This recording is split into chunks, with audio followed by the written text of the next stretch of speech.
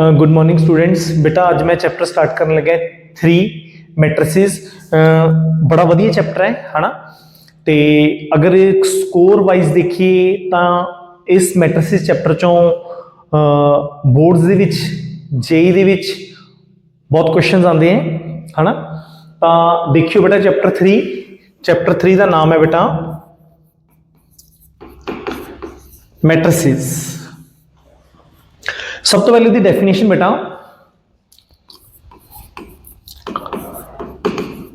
Combination of rose and columns is called matrices. मतलब रो ते column दी combination नू matrices कहा जाता है ना। बुक्स दे विच भी लिखा जाता है arrangement of rose and column is called matrices. कि रो ते कॉलम नू जदों आपां एक अरेंजमेंट दे विच लिखदे हां या लिखते हैं बेटा, अगर ना आपको लगे कि आपको पंजाबी सूटेबल है मैं पंजाबी में बोल दूंगा, अगर आपको लगे हिंदी सूटेबल है मैं हिंदी में बोल दूंगा, मुझे कोई प्रॉब्लम नहीं है ना। कि अगर आप रो और कॉलम को एक अरेंजमेंट एरे में लिख रहे हो, अरेंज करके लिख रहे हो, तो उसको बोलते हैं मैट्रिसेस।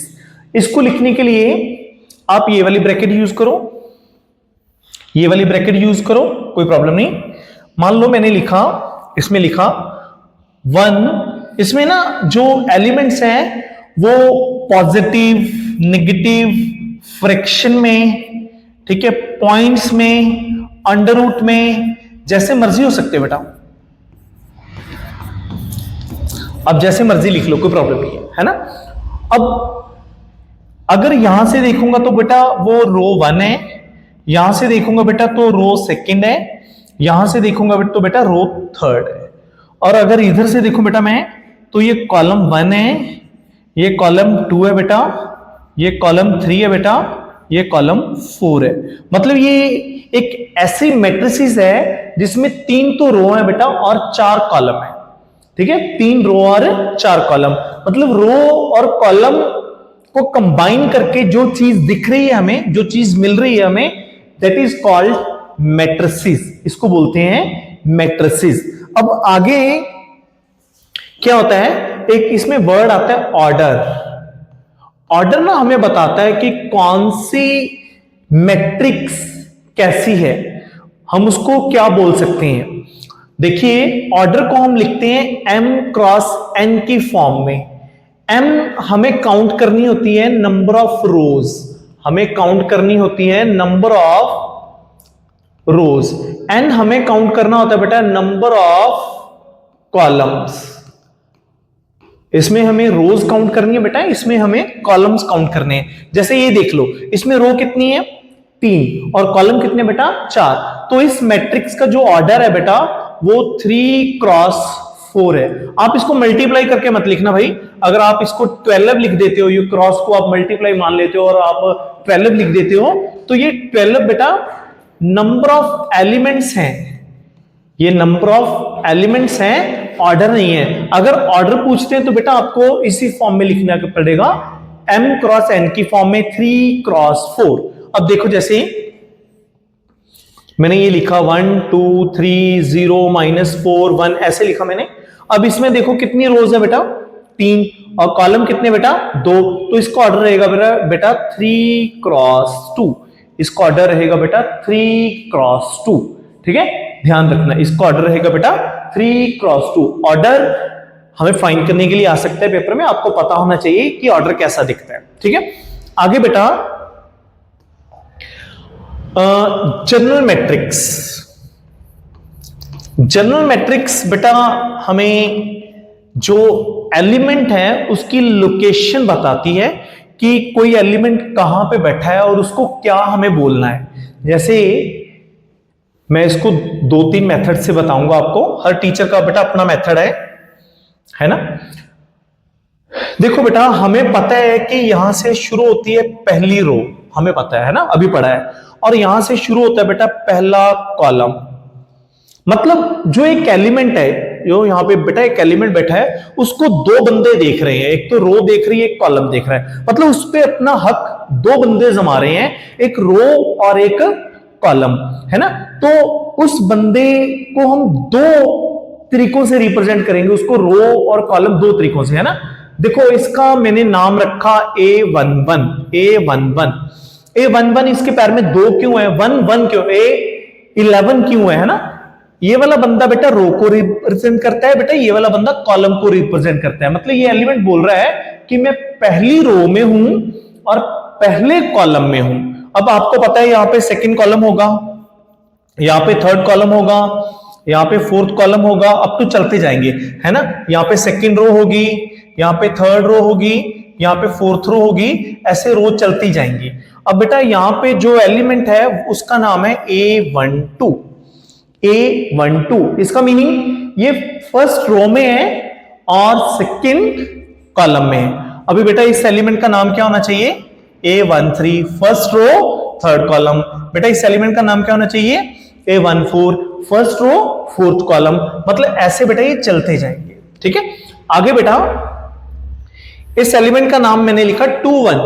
21 क्यों लिखा, क्योंकि पहला बेटा रो के लिए होता है और बाद वाला कॉलम के लिए होता है। अब देखो ये सेकंड तो रो में है और फर्स्ट बेटा कॉलम में है, सेकंड रो में है और फर्स्ट कॉलम में है। अब इसका नाम क्या आएगा, A22 मींस ये सेकंड रो में और सेकंड कॉलम में है। अब इस एलिमेंट का नाम क्या आएगा, 23, ये सेकंड रो में और थर्ड कॉलम में। इस एलिमेंट का नाम क्या आएगा, 24, सेकंड रो फोर्थ कॉलम। मतलब ऐसे हमें एलिमेंट्स की लोकेशन पता लगती है कि किसी एलिमेंट को हम क्या बोलेंगे। अब देखो आगे आ जाएगा 31, 32, 33, 34, है ना। यहां पे आ जाएगा 41, 42, 43, 44, मतलब इस तरीके से बेटा चलता जाएगा। क्लियर है। अब देखो मान लो पेपर में कुछ 1 मार्क्स का कुछ आ रहा है,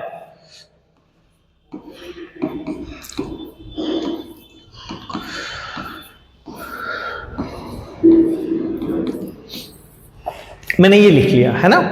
हमें यहां पे पूछा, पहले तो इसका ऑर्डर पूछेंगे 1 मार्क्स में।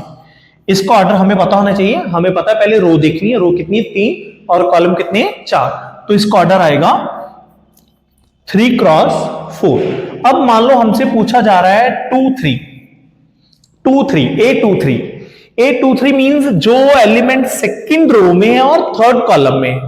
सेकंड रो ये रही, थर्ड कॉलम ये रहा, तो अपना A23 आया बेटा 4। अब आगे A32 मान लो, A32 क्या है, जो थर्ड रो में है और सेकंड कॉलम में। थर्ड रो सेकंड कॉलम ये रहा, कितना आया। अब मान लो हमसे पूछा जाए A4 5, फोर्थ रो, बेटा यहां पे फोर्थ रो ही नहीं है, रो कितनी है 3, फोर्थ रो ही है ही नहीं, तो यहां पे कोई एलिमेंट नहीं आएगा, ठीक है ना। मतलब ये अपनी गेम में है ही नहीं है। क्लियर है। मतलब आप ऐसे एलिमेंट्स को बता सकते हो, आप ऐसे ऑर्डर को बता सकते हो। आपको पता होना चाहिए कि ऐसे हमें एलिमेंट या ऑर्डर मिल सकते हैं। मान लीजिए हमें उन्होंने कहा कंस्ट्रक्ट ए मैट्रिक्स, एक क्वेश्चन लिख रहा हूं। उन्होंने कहा construct a matrix 2 cross 3 if Aij equal to I minus J upon 3। ठीक है जी। आगे देखिए, हमें एक 2 क्रॉस 3 की मैट्रिक्स कंस्ट्रक्ट करनी है। मुझे पता है जो पहले वाला होता है वो बेटा रो के लिए होता है और जो पीछे वाला होता है बेटा वो कॉलम के लिए होता है। जो पहले वाला होता है बेटा वो रो के लिए होता है, जो पीछे वाला होता है बेटा वो कॉलम के लिए होता है। अब मुझे एक मैट्रिक्स कंस्ट्रक्ट करनी है जिसमें मुझे 2 रो चाहिए, 2 रो 1 और 2। मैंने 2 एरो के निशान लगा लिए इंडिकेशन के लिए। मुझे कॉलम 3 चाहिए, 1 2 और 3, मुझे 3 कॉलम चाहिए, मुझे 2 रो और 3 कॉलम। अब इसको फिल कर लो बेटा। मुझे पता है ये R1 है मेरा, ये मेरा R2 है, ये मेरा C1 है, ये मेरा C2 है, ये मेरा C3 है। तो इस एलिमेंट का नाम आएगा A11, इसमें आएगा A12, इसमें आएगा A13, अब इसमें A21, इसमें A22, इसमें A23, है ना। ये अब इनकी वैल्यू फाइंड करनी है। अब हमें ना कुछ कंडीशन गिवन है। आप देखिए, जो पहले I लिखा है फिर J लिखा है, मतलब जो I है वो रो को रिप्रेजेंट कर रहा है, वो रो के लिए है, और J है ना जो, वो कॉलम के लिए है। मान लीजिए हमें A11 फाइंड करना है, A11 फाइंड करना है ना। तो इट मींस ये वाला बंदा I है, ये वाला बंदा J है। आप पुट करो, है ना। ये तो चेंज भी होता रहेगा बेटा, जरूरी नहीं कि हमें हमेशा I minus J upon 3 given है, हमें I plus J upon 2, I square plus J square upon 4, ऐसा कुछ भी क्वेश्चन पेपर में गिवन हो सकता है, ठीक है ना। हमें I और J की वैल्यू पुट करनी है बेटा। I की वैल्यू भी 1 है, J की वैल्यू भी 1 है, तो बेटा मेरा ये आया 0, है ना। अब आगे बेटा A12 में बेटा I है 1 और J है 2, बेटा पुट करो। I है 1 और J है 2, तो बेटा ये मेरी वैल्यू आ गई अगेन A12 की। देन बेटा A13, I की वैल्यू 1 है बेटा, J की वैल्यू 3 है, I की वैल्यू 1 और J की वैल्यू 3, तो ये बेटा मेरा आ गया -2/3। अब आगे बेटा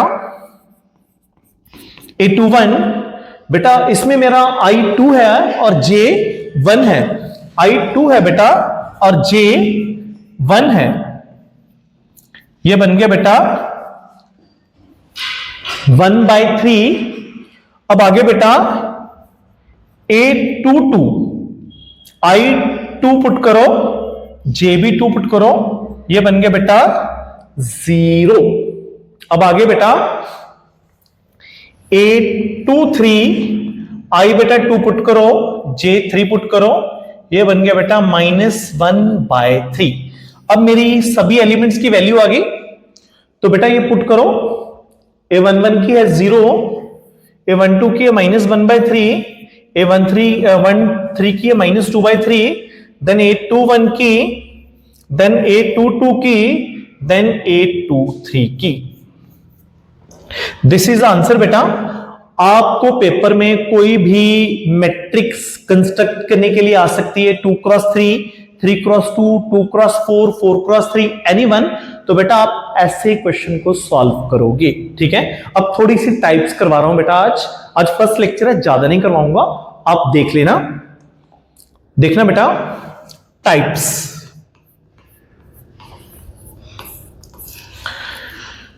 सबसे पहली टाइप बेटा, सबसे पहली टाइप का नाम है रो मैट्रिक्स। सबसे पहली टाइप का नाम है रो मैट्रिक्स। रो मैट्रिक्स क्या होती है बेटा? सिंपली समझो, इसके नाम में ही इसका मीनिंग है। रो मैट्रिक्स मतलब ये रो को रिप्रेजेंट कर रही है, मतलब ये फोकस जो कर रही है ना वो रो पे कर रही है। तो सिंपल लैंग्वेज में अगर बोलूं तो एक ऐसी मैट्रिक्स जिसमें रोज की गिनती 1 हो, रोज की गिनती 1 हो बेटा, वो रो मैट्रिक्स है, ठीक है। A matrix in which number of rows is equal to 1 is called row matrix. A matrix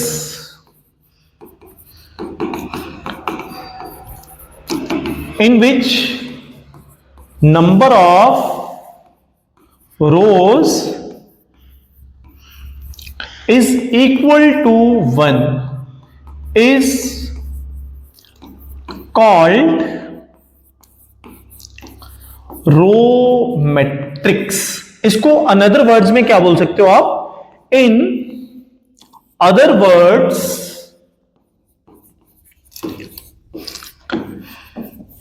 matrix of order. देखो यहां पे ना रो को फिक्स किया गया है, रो को 1 फिक्स किया गया है। हमें पता है ऑर्डर होता है m क्रॉस n की टाइप में।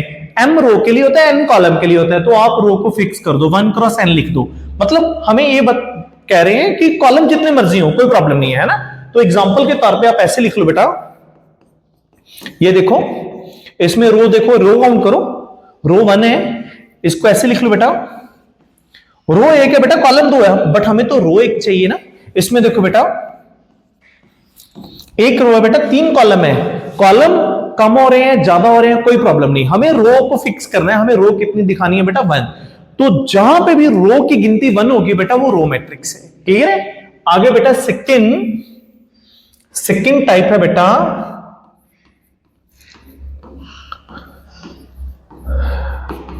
Column matrix. सेकंड टाइप है बेटा कॉलम मैट्रिक्स। कॉलम मैट्रिक्स बेटा बिल्कुल रो मैट्रिक्स की तरह है, जहां पे वर्ड मैंने रोज यूज किया वहां पे आप कॉलम्स यूज कर लो।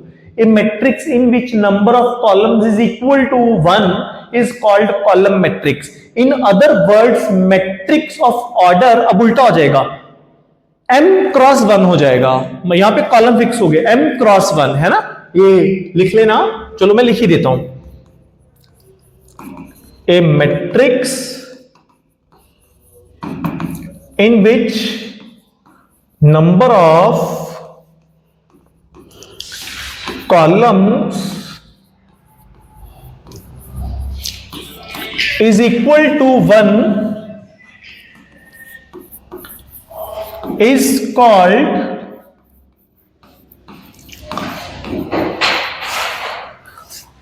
column matrix. In other words,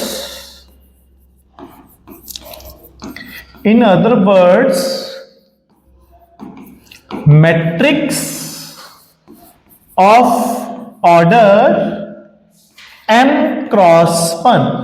example के तौर पे बेटा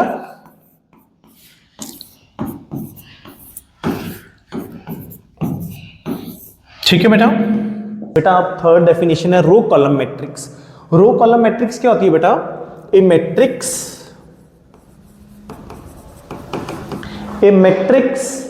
in which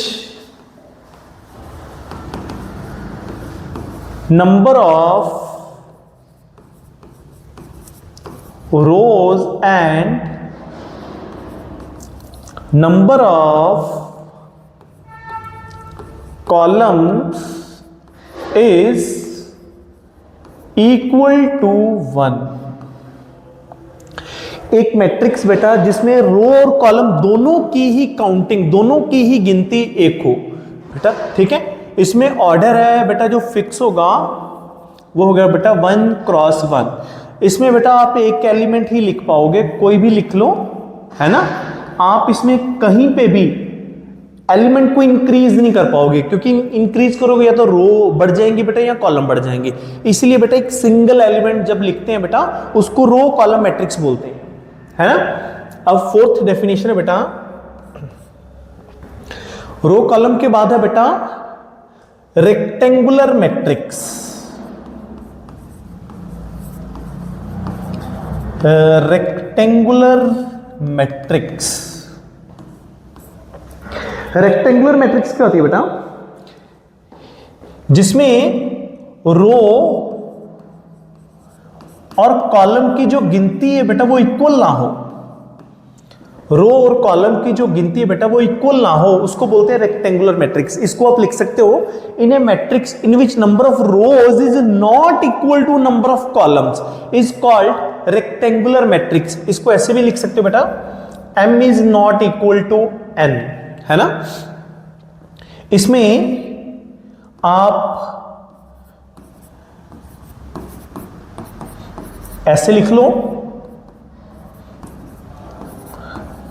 या इसमें बेटा इसको आप ऐसे लिख लो। देखो ये तो बन गई 3 क्रॉस 2 और ये बन गई बेटा 2 क्रॉस 3। देखो इसमें रो 3 है बेटा, कॉलम 2 है, इक्वल नहीं है। इसमें रो बेटा 2 है और कॉलम 3 है बेटा, इक्वल नहीं है। ऐसी कोई भी मैट्रिक्स जिसमें रो और कॉलम की जो गिनती है बेटा, जो काउंटिंग है वो इक्वल ना हो, उसको बोलते हैं रो कॉलम मैट्रिक्स, ठीक है। ध्यान रखना बेटा। आगे बेटा डेफिनेशन मेरी अभी 5th स्टार्ट हो रही है बेटा। 5th है बेटा square matrix,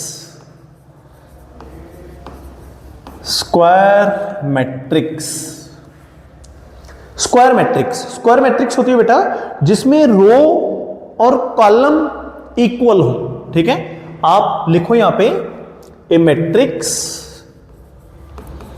a matrix in which number of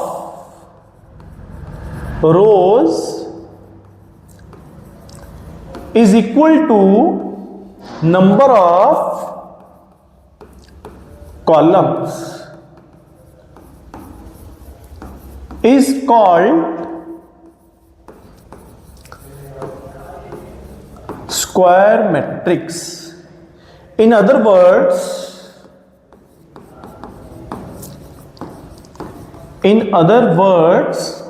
m equal to n, m equal to n। देखो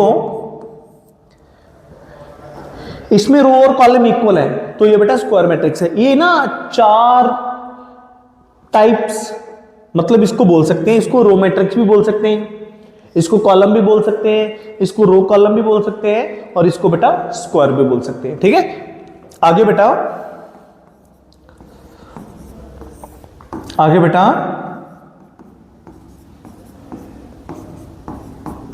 देखो ये वाली तो है 1 क्रॉस 1, ये वाली है बेटे 2 क्रॉस 2 और ये वाली है 3 क्रॉस 3। मतलब row column equal, row column equal, row column equal. ठीक है बेटा, ध्यान रखें। आगे बेटा 6th one is diagonal matrix. ये इंपॉर्टेंट है बेटा, diagonal matrix. 6th one is diagonal matrix. Diagonal matrix की बेटा कंडीशन है, सबसे पहले ये कंडीशन है कि ये स्क्वायर होनी चाहिए, डायगोनल मैट्रिक्स स्क्वायर होनी चाहिए। तो आप इसके ब्रैकेट में लिख लो स्क्वायर, है ना। तो अभी पहले डेफिनेशन लिख रहा हूं बेटा मैं। In a square matrix if all the elements except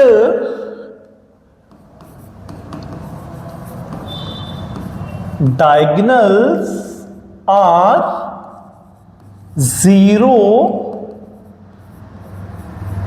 is called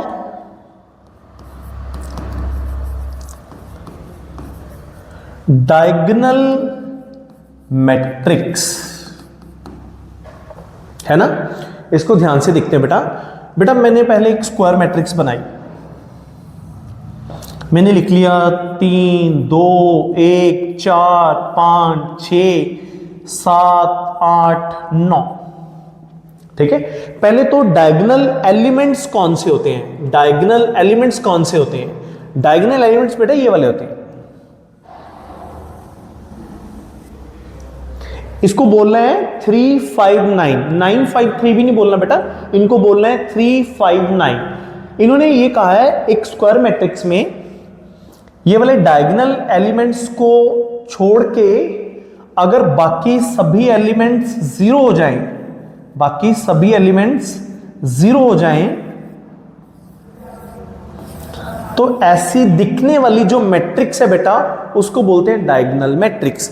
अब ये कौन सी मैट्रिक्स है बेटा, डायगोनल मैट्रिक्स। ये स्क्वायर भी है और डायगोनल भी है। इसको बेटा इन शॉर्ट फॉर्म में ऐसे लिख सकता हूं DIAG डायगोनल, और 3 कॉमा लिख लो, चाहे कोई प्रॉब्लम नहीं, 3,5,9। इसको इन शॉर्ट फॉर्म में ऐसे भी लिख सकता हूं। मान लीजिए पेपर में आपके पास ऐसे लिखा आया ए, एक मैट्रिक्स है DIAG 1 4 6। पहली बात तो ये ऐसा नहीं है बेटा, ये 1 क्रॉस 3 की कोई मैट्रिक्स नहीं है। एक्चुअली ये आगे ना DIAG जो लिखा है इसका मतलब है ये डायगोनल एलिमेंट्स हैं, मतलब ये एक डायगोनल एलिमेंट्स हैं और ये ऐसे लिखे जाएंगे बेटा 1 4 6। और बेटा बाकी सभी एंट्रीज है ना बेटा वो 0 होंगी। वो बाकी सभी एंट्रीज क्या होगी, 0। पेपर में ऐसे भी लिख सकते हैं, एक ना पेपर में कभी कभार ना ऐसे लिख देते हैं,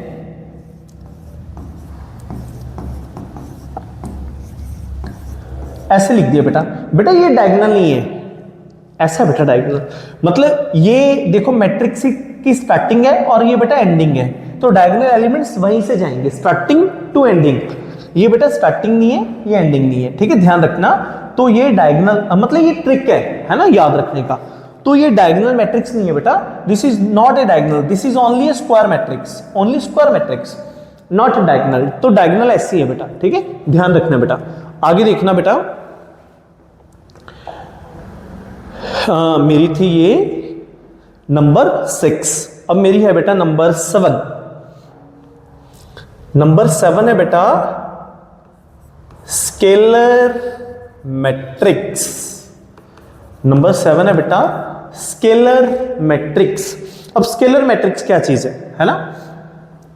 स्केलर मैट्रिक्स ये बेटा डायगोनल से बनती है, इसलिए ब्रैकेट में डायगोनल लिख रहा हूं। इसकी डेफिनेशन देखो बेटा, in a diagonal matrix if all the diagonal elements are same is called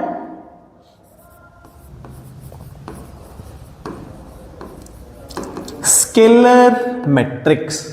अगर किसी डायगोनल मैट्रिक्स के सभी डायगोनल एलिमेंट्स सेम हो जाएं तो बेटा वो मैट्रिक्स होती है स्केलर मैट्रिक्स। देखना बेटा, आप ऐसे बोल लो, आप ऐसे बोल लो बेटा,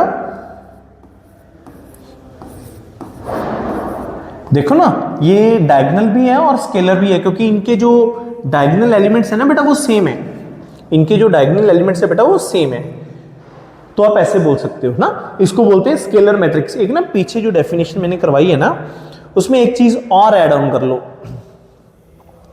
पेपर में ना इसके बारे में कुछ थ्योरेटिकली लिखा होता है। आप देखो सबसे पहले ये वाला जो एलिमेंट है वो A11 है, ये वाला है A12, ये वाला है A13 और इसको बोलते हैं हम A21, इसको बोलते हैं A22, इसको बोलते हैं A23, इसको बोलते हैं बेटा A31, A32, A33। एक चीज ध्यान दो बेटा, जहां पे बेटा IJ इक्वल नहीं है, जहां पे बेटा IJ इक्वल नहीं है वो एलिमेंट 0 है, और जहां पे बेटा IJ इक्वल है वो एलिमेंट 0 नहीं है ना।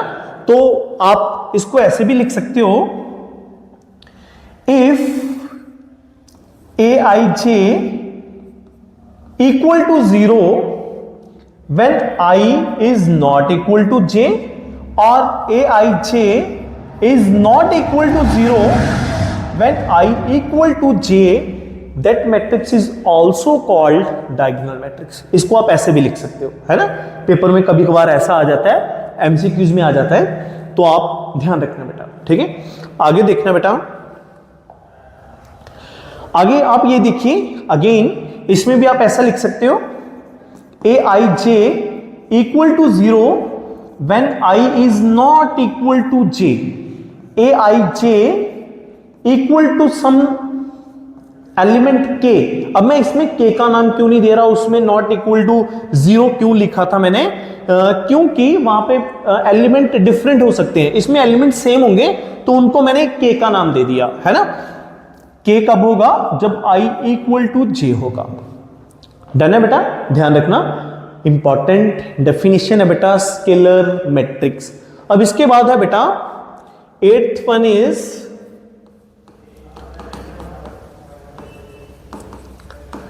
Unit matrix. यूनिट मैट्रिक्स को बेटा आप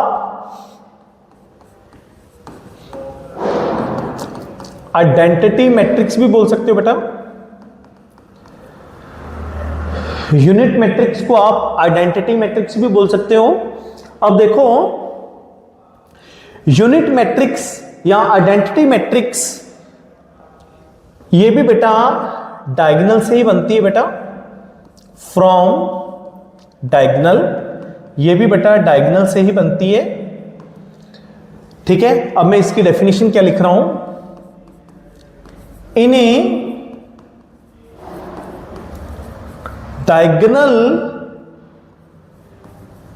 matrix if all the diagonal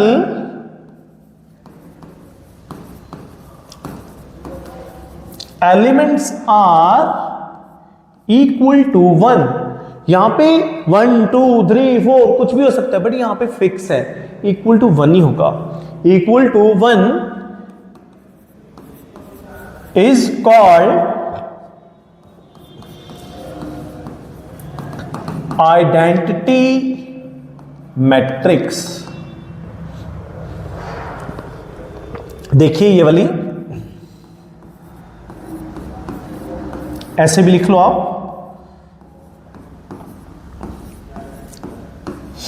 है ना, ये स्क्वायर भी है, ये डायगोनल भी है, ये स्केलर भी है, और खास बात ये यूनिट भी है, यूनिट या आइडेंटिटी बोल सकते हो, है ना। इसका जो नेम है बेटा वो है बेटा I2। I2 की full form identity matrix of order 2 cross 2, identity matrix of order 2 cross 2, और इसका नेम है बेटा I3। I3 मींस बेटा identity matrix of order 3 cross 3, identity matrix of order 3 cross 3। ठीक है बेटा, ध्यान रखना। अब ये काम क्या आती है ना, इसका काम क्या है एक्चुअली।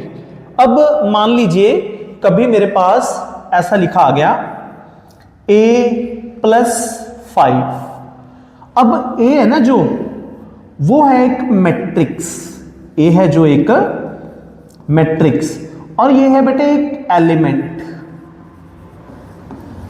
अब मैट्रिक्स में जब एलिमेंट ऐड करना है आपको, तो ये वाला जो एलिमेंट है ना, आप इसको पहले कन्वर्ट करोगे, आप इसको कन्वर्ट करोगे मैट्रिक्स में, आप इसको कन्वर्ट करोगे मैट्रिक्स में, तभी बेटा वो मैट्रिक्स में ऐड होगा, है ना।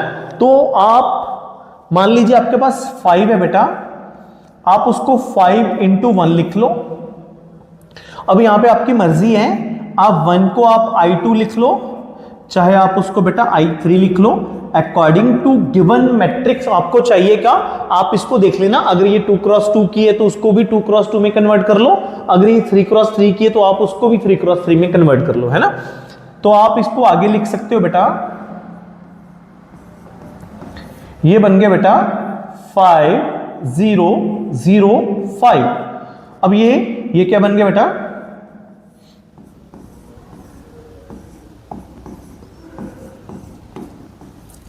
ये बन गया बेटा 5 0 0 0 5 0 0 0 5। ठीक है बेटा, आइडेंटिटी मैट्रिक्स आपके एलिमेंट को मैट्रिक्स में कन्वर्ट कर देगी, ये ध्यान रखना। ठीक है, थैंक यू बेटा।